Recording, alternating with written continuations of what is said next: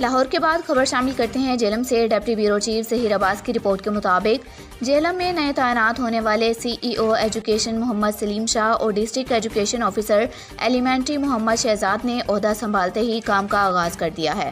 District education office آمد پر سابق C E O education Rana Javed Akhtar, D E O elementary زنانہ madam Ghazala, mister Shahid Siddique, deputy district education officer Rao Abdul Karim, Malik Adeel Abbas اور ملک صفدر علی نے ان کا بھرپور استقبال کیا۔ تحصیل سپورٹ آفیسر چودھری محمد طارق عبدالرشید اور ڈسٹرکٹ منیجر مسلم ہینڈز علی حسین نے بھی ان سے خصوصی ملاقات کی اور پھولوں کے گلدستے پیش کیے۔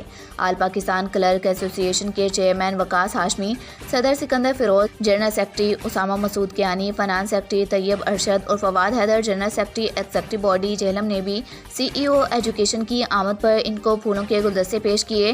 ڈپٹی بیورو چیف ظہیر عباس نے بھی نئے تعینات ہونے والی دونوں معزز شخصیات کو خوش آمدید کہا۔ سی ای او ایجوکیشن محمد سلیم شاہ اور ڈی ای او ایلیمنٹری محمد شہزاد نے بے پناہ محبت کا اظہار کرنے پر تمام شرکاء کا شکریہ ادا کیا۔ میڈیا سے گفتگو کرتے ہوئے ان کا کہنا تھا کہ پنجاب حکومت کے ڈویژن کے مطابق ضلع جیلم میں کوالٹی ایجوکیشن کی فراہمی کے لیے اپنی ذمہ داریاں پوری کریں گے۔